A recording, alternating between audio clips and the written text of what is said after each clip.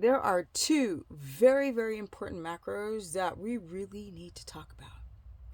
Not really carbs, that's easy, believe it or not. It's protein macros and fat, but really fat. Here is part 2. How to get that fat in and how to address the gallbladder, because most of you, unbeknownst to you, have a gallbladder issue.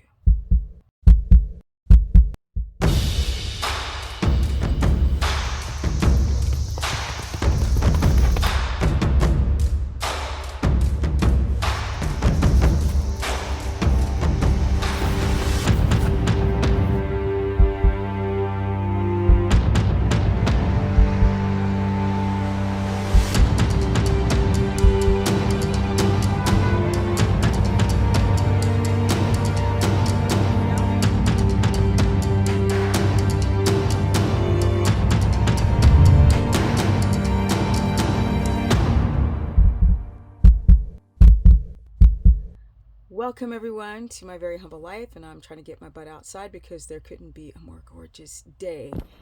I digress, besides looking at my camera thing. Alright, here we go. The gallbladder. Protein, y'all need to get that protein down. You still are eating too much protein and having issues from it. Now, fat. Yesterday I did part 1. Today is part 2. Now, most of you have a gallbladder issue. You might have signs of, and it could be mild, like I just don't feel like having more fat, or I feel full on 45 grams of fat, which is nothing. Okay.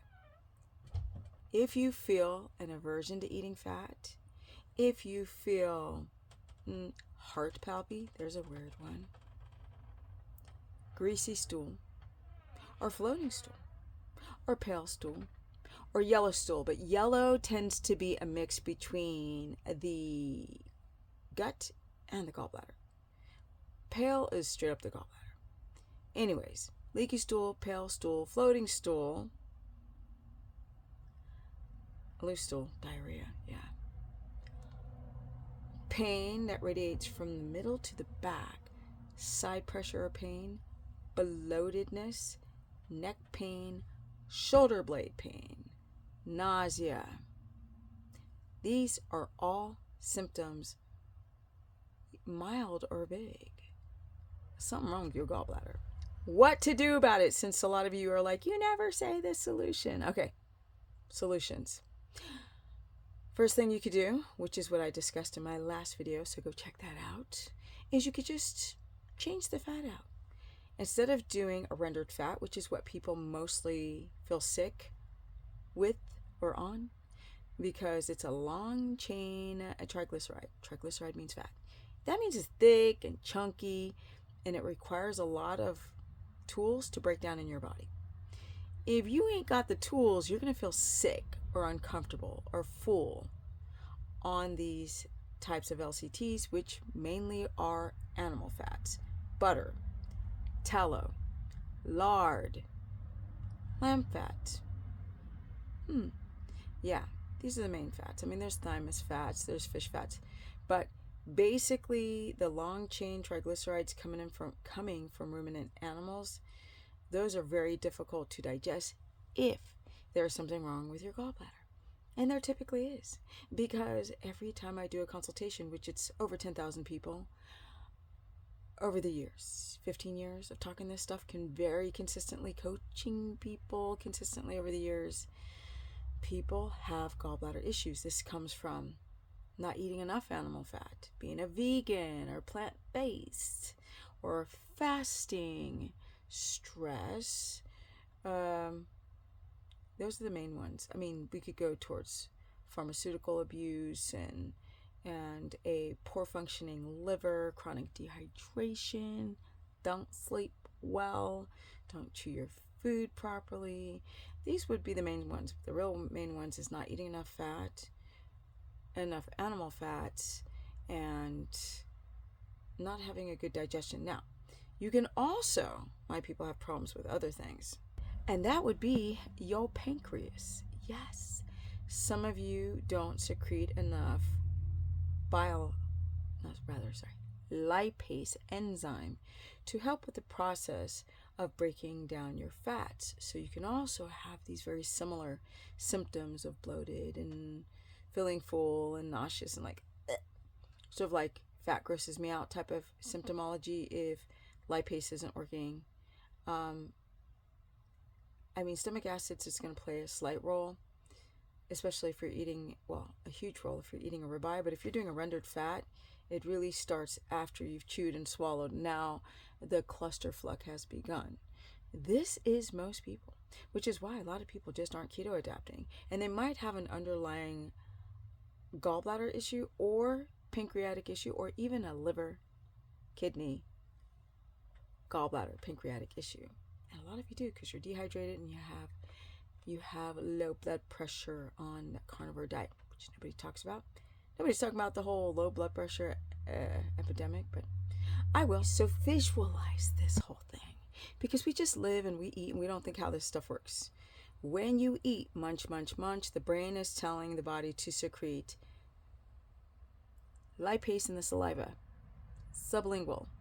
You eat, you swallow, and now the body's getting ready to move it into, then you have lipase in the stomach, and then from there, it's going to go secreted in your stomach. From there, in the gastric juices, it's going to go to your small intestine, where the body will release a hormone called CCK, and forget how do you say the word, it's cola something, but it's going to release this hormone, and that's going to help the release of lipase combined in that small intestine with that bile salts from your gallbladder, and they're going to work like a dream team to start breaking down that fat. So you can have problems at every step of the way to either making ketones, digesting fats, breaking down fats, like it's clusterfuck all over the place. Yes, I said that. Clusterfuck. So dehydration plays a role that if you're not getting enough fluid through your body, which we lose fluid very easy when you do carnivore or ketogenic diets or snake or lion, whatever. And then all of a sudden you have this pressure on every cell and it's trying to pull water from any direction, including your colon, and now you develop dry poop, and now the liver's not able to function optimally, and then the kidneys are overwhelmed by all the protein waste products, and then the gallbladder. Everything slows down through that whole chain of organs connected by the same line of plumbing. Yeah, so at any place you can feel bad eating fat, from major, severe to very little. Now, if you don't have a gallbladder, your body still makes bile salts. It's just not concentrated. You have the liver, and then you have this little gallbladder, and things are dripping from the liver into the gallbladder, and they thicken and concentrate. Then when you eat fat, it's released, and it starts breaking down that fat, so you can absorb it and use it. But for people who are vegan or who are afraid of animal fat, it's dripping, thicker, with no release, and then it turns into sludge, and then it turns into stones. And you don't want that stuff to turn into stones. Trust.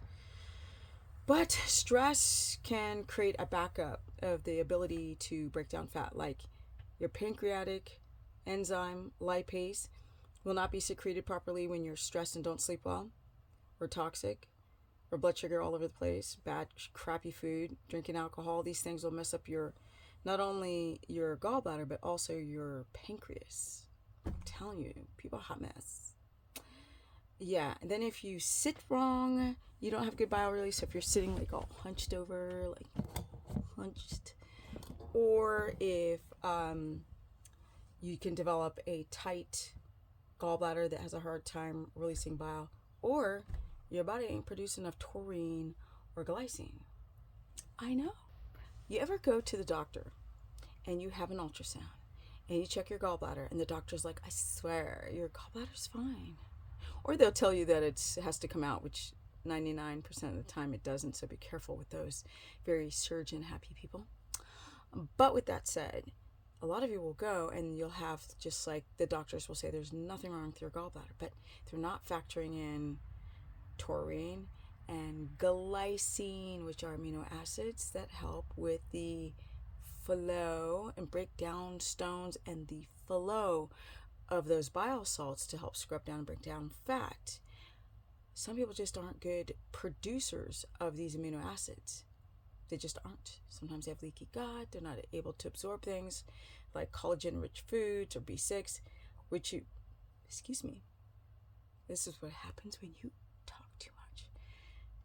These are certain aspects, like the absorption of certain nutrients, to be able to make and help to make these 2 amino acids. Now remember, there's a lot of people that have just like weird things happen to their body and they don't know why. Like, why are they not a good producer of these amino acids, even with the help of foods with high in B6?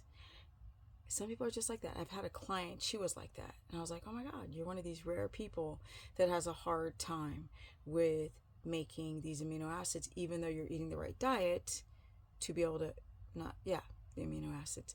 So sometimes you have to do a supplemental taurine glycine. And some people are like, that's all I needed. I just feel way better just on those 2 amino acids. I know, stuff to consider. But there's also bitters like milk thistle. There's a few other, I can't think of them. There's bitters that can help. Some people have a histamine bitter. So you've got to test and experiment what helps. TUDCA is always going to be better for people who have a gallbladder than bile salts. Bile salts are like the Mac Daddy of equipment, tools to be able to break down fat. So you take the ox bile and you swallow it, and it's not as effective as your body releasing bile through the biliary duct system and meeting up with the fat to scrub it down, because now it's got to be digested through the stomach. But it can be advantageous for people who don't have a gallbladder, and there are people who don't have a gallbladder who can actually take high amounts of fats, like I did with a client 2 days ago. My door is just opening and closing. I'm sorry. I'm so sorry. But I think I'm going to end it here. I think I'm going to do part 3 because there's so much to the gallbladder that people are not considering, like when to take taurine, when to take bile salts, how much. Should you take lipase? Can you even find lipase that is 100% pure or concentrate? Because they always like to mix it with a bunch of complex stuff. And I'm always saying, don't take a mix. Like, if you have a gallbladder and you don't need extra bile, it can give you heartburn, it can make you feel sick, because you have a gallbladder. Now you're meeting salt with more salt, right? People who don't have a gallbladder, just getting the 1 salt dose, because bile salts are salts. So there's a lot to think of. There's things like lemon water, apple cider vinegar. But these are way more slower processes. They don't give you relief just like TUDCA or lipase, which often you're supposed to take in between the meals. At least with bile salts, you are supposed to take it 2 hours after you eat fat or 2 hours before. I know, it's very interesting. But there's also exercise and massaging the gallbladder, because sometimes it's just tight, with castor oil. That's very advantageous. And a client did mention, this is why I need to do a part 3.